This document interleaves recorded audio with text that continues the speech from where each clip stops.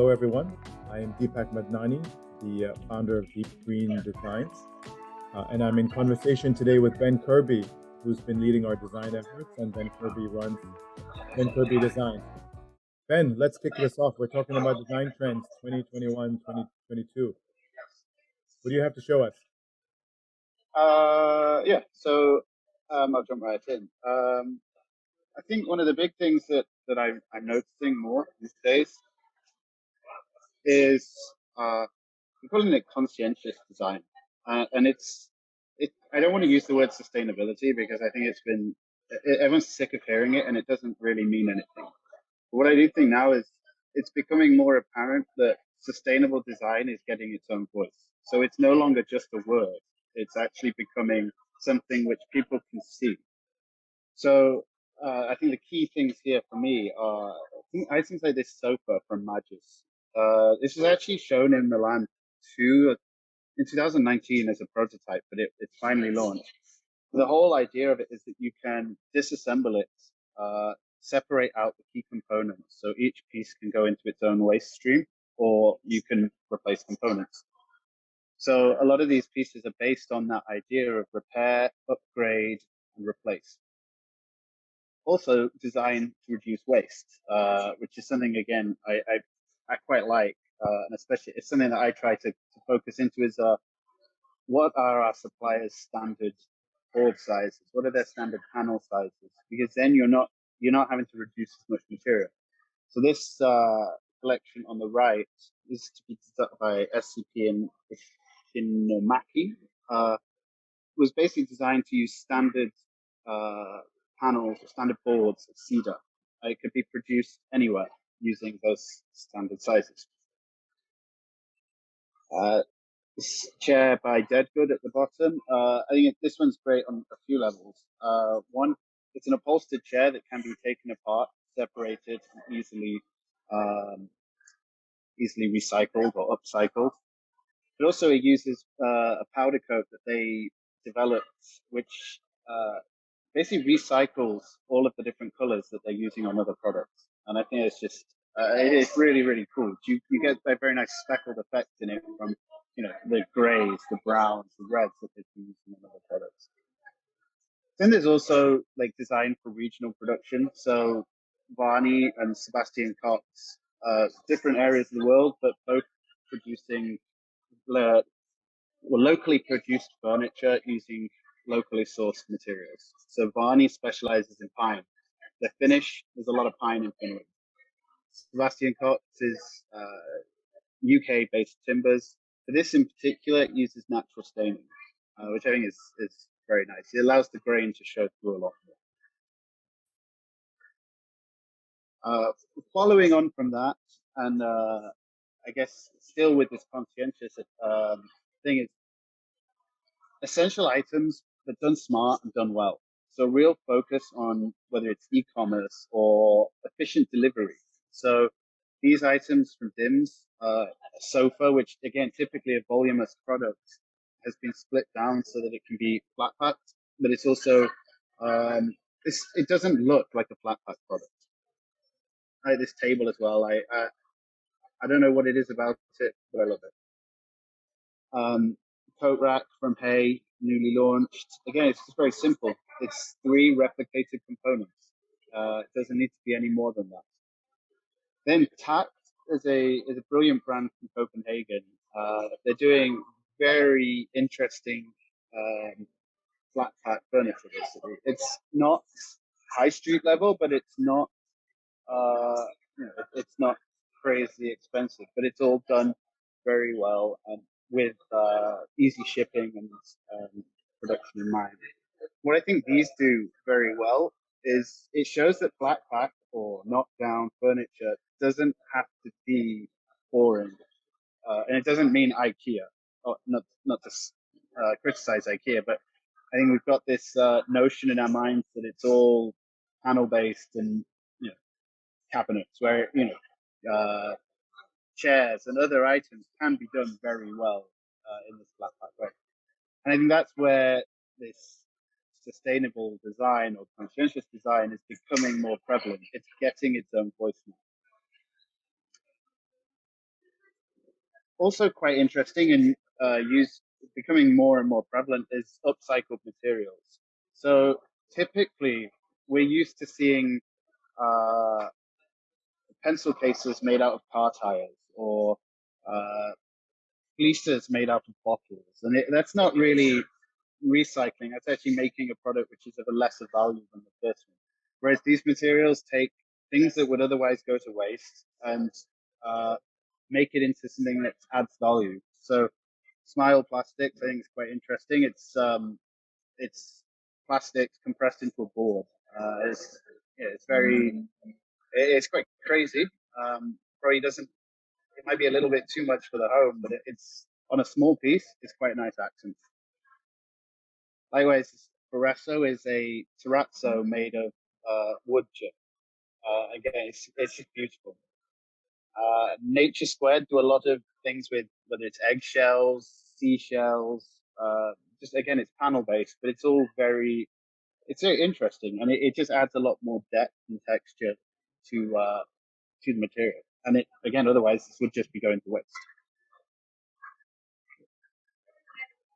Moving on from the sort of environmental side, I think things like design hacks, and especially like this kind of came from the IKEA hacking movement, are becoming more and more popular. And I think these guys do it better than anybody. So all of their products are based on IKEA kitchen cabinets, standard cabinets you would buy from IKEA. But then they've collaborated with high-end design studios to produce um, fronts and countertops to just upspec it, allow a bit more customization and personality to shine through. I think it's great. Moving on now from that, I'm seeing a lot of whether it's reissues and reinventions of I guess it's classics and I guess it's not necessarily retro or vintage, but it's old designs refreshed into the 21st century. So a lot of this happens to be mid-century modern, and I think that's just because it is they just got it right. I think. Likewise with Scandinavian mid-century, it's just timeless. The Italian contemporary Italian stuff, not my cup of tea, but there's a place for it. Um, but all of these pieces are the reissues, and they've come back because I guess maybe it's nostalgia, maybe it's the fact that it was just so good the first time around. It's still relevant now. Especially, I think this Carl Hansen unit. You're seeing quite a lot of this. It's tubular steel and cabinet crossover. I think it's very very well done. Then reinterpretations. So these are not necessarily reissues of things from the past, but they are definitely taking that style and bringing it into the 21st century. So I think this, I don't know, media console cabinet on the top left, I think it's very it's very tastefully done. It's bringing in a lot of sort of mid-century modern detailing, but it is doing it in a very 21st century way. Likewise, these pieces at the bottom, it's a little bit Bauhaus, a little bit contemporary, but it's still very fresh. Um, it looks new. It feels new, and this sort of chrome, I guess it's like Bauhausy USM style furniture is very popular in Asia at the moment. Korea in particular. Not entirely sure why, but it's really really picking up. Likewise, this desk and chair combination is Chrome, and Chrome is coming back as well, which is I don't know. I quite like it. I think when paired with the right materials, Chrome looks very very premium. I think we're moving away from it being the cheap look when I guess paired with glass and that kind of thing. But it's a very traditional look, but it's also very modern at the same time. Something that I guess this is a product category. Desks are not new. but work from home is something we've all had to deal with over the last year. And I think one of the things that I've noticed, more so with desks, is that we kind of don't need the traditional desk style setup that we used to have, where we would have a desktop computer, a big monitor, whatever the tower computer is. We can be a lot more compact with it now as we're working on laptops or iPads, and I think that's translating quite nice. Desks don't need to be as big, so items like this one on the right, where it can fold up against the wall, I think it's sweet. It's hidden away when you don't need it, which is nice for working at home. You don't want to be constantly reminded that work is there. Likewise with this bureau, it's very elegantly done. But then also this desk on the left, which the tag is wrong on it, but it's these little channels for propping up your phone, propping up a tablet, cable management. It's not really anything crazy, but it's quite considered. Again, the fact that we can use a tablet now to do most of our work, we don't need big computers.